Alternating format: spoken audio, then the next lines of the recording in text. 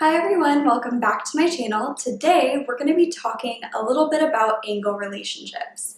So the first thing that I'm going to go over is just some different types of angle relationships, and then in the second part of this video we're going to be going over angle relationships that are formed when we have two lines cut by a transversal.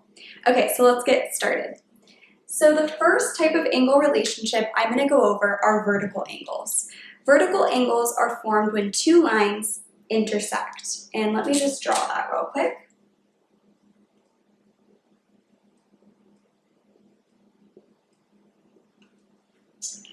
And the angles that are opposite of one another, like this one and this one, are vertical angles. And one of the properties that vertical angles have is that they are always congruent or equal in measure. So vertical angles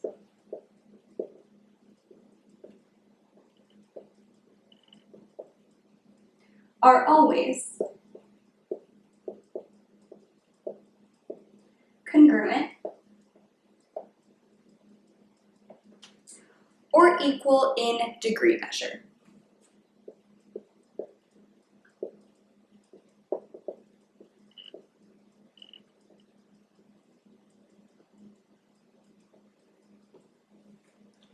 Okay, so in my diagram for vertical angles, we have these two, but then also the ones, one on the top and the one on the bottom, those would also be considered vertical angles that would be congruent, or in other words, would have the exact same angle measure.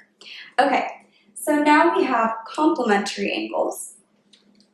And let me draw, actually I'm going to draw a couple of examples of what they might look like. So complementary angles could look like this. But in this case, these guys are adjacent, meaning they share a vertex and they're connected by that center line. But we could also have complementary angles that are not connected and look like this. Okay, so all it takes to be a vertical angle relationship is to have two angles whose angle measures add up to 90 degrees. So here, I can draw this little square. Oops, that one doesn't work. I can draw this little square here, which signifies that these angles, or this big angle right here, is a 90-degree angle. So these two little angles would add up to be 90 degrees, making them complementary. These angles, if I took this degree measure and added it with this degree measure, in order for them to be complementary, they would add up to 90 degrees. So all complementary angles are two angles, or two or more. I could even draw in another angle, right? So any angles whose degree measures add up to 90 degrees. So angles whose degree measure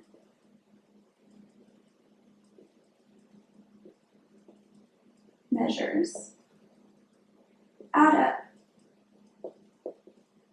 to 90 degrees. And in order to have a relationship, we need at least two, so it would be two or more angles specifically, whose degree measures will add up to 90 degrees. Okay, so the next one we have is supplementary, very similar to our complementary angles here. This would just be, instead of 90 degrees, we'd add up to 180. Now, if I have 180 degrees, that's like a line, right? If I put another 90-degree angle here, it would form a line. So it would look something like this. Now, this is an example of two. I could have three angles, right, or four or five angles that add up to 180 degrees. They're still considered supplementary. Remember also, just like our complementary angles, they don't have to be connected.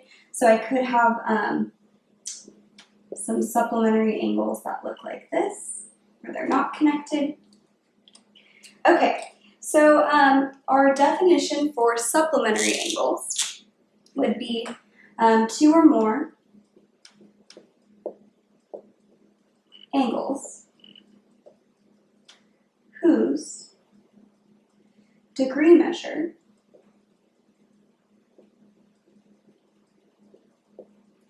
so whose degree measures add up to 180 degrees. Okay, and so then we have our last one. Let me just grab a new color here. We have our last one, and that one is the triangle angle sum theorem. So the triangle angle sum theorem just states that, oops, let me grab a black pen.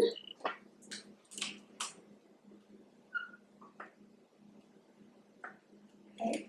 So if I have my triangle here, the triangle angle sum theorem states that the sum of all the angles in a triangle must add up to 180 degrees.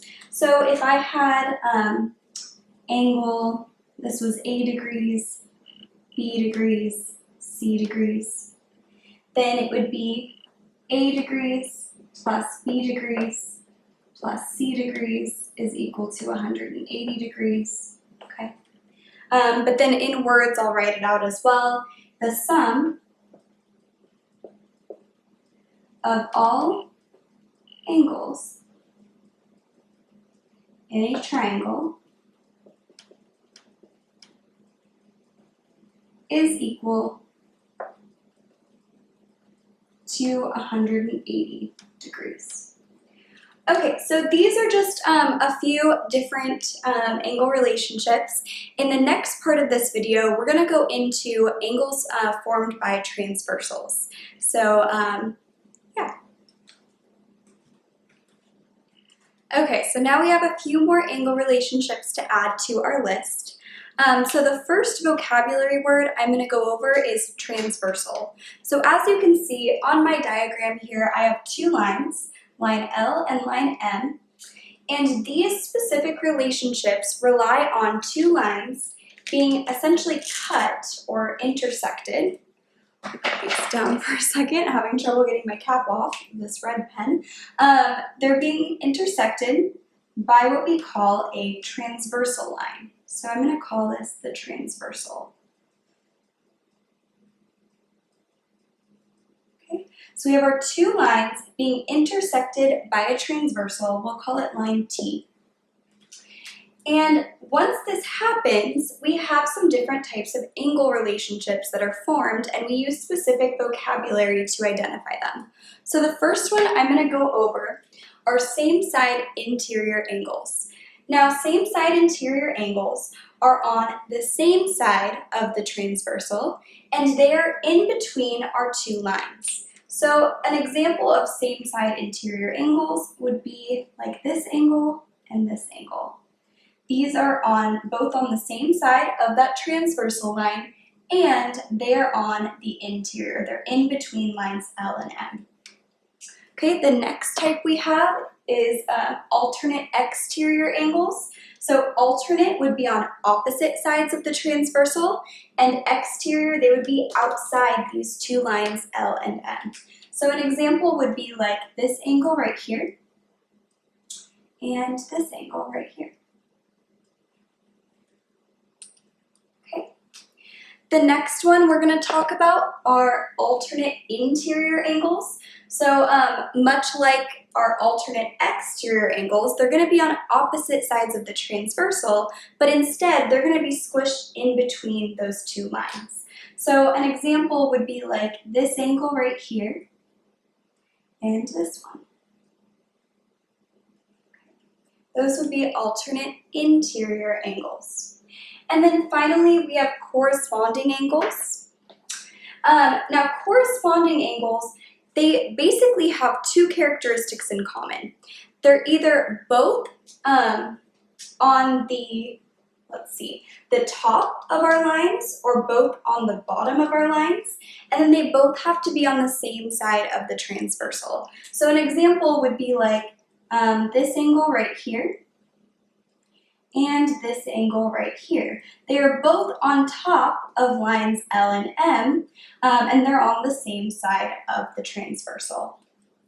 Okay, so these types of angles have very particular characteristics, but they're only valid when these lines L and M are parallel. So we're going to go over these properties in the next segment of this video.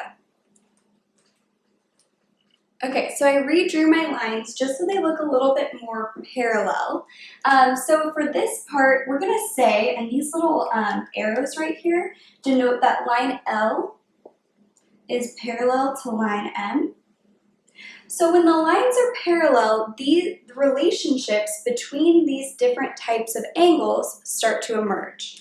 So for same side interior angles, well, when the lines are parallel, and these were our examples, when the lines are parallel, and this is me writing this symbolically, when the lines are parallel, therefore, same side interior angles, and I always abbreviate it as SSI. This is something I use in my class. Your teacher might like you to write out the whole theorem when you use it, but for me, I'm okay with kind of using the symbolic language. So when the lines are parallel for same side interior angles, they add up to 180 degrees. Okay, for alternate exterior angles, and we had, I think, this and this as our example for alternate exterior angles. When the lines are parallel, I'll write it here, alternate exterior angles are equal. So what this stands for is parallel, therefore alternate exterior angles are equal. So this measure would equal this when the lines are parallel. Okay, the next one we're going to do is alternate interior angles. So let's see, we can use this as our example, alternate interior angles. Okay. So for alternate interior angles, when the lines are parallel, alternate interior angles are equal. So this measure would equal this measure when the lines are parallel only. And then finally, if I have corresponding angles, and I think I did this one and this one here. For corresponding angles, when the lines are parallel, corresponding angles are equal. Now, one little modification I'd like to do, because we do have it on our diagram that we're given the lines are parallel, I can change my symbols up slightly. So whenever I have, see how I drew all these arcs? If I have one arc, okay, and I change this to also have one arc, that would mean that this angle is congruent or equal to that angle. So your symbols actually could be used to show visually on your diagram which angles are congruent to which. There's a few different ways to do this. You also have to be careful. Mine's color-coded, so you kind of can see a difference between the different angles I'm referring to. But if all of these have one arc, it's assuming that all are equal on your diagram, so you should be really careful. You can just add more arcs to say, well, okay, this one over here is actually congruent to this one. So matching symbols on your diagram correspond to angles being congruent or equal. Okay, and that is all for today's video.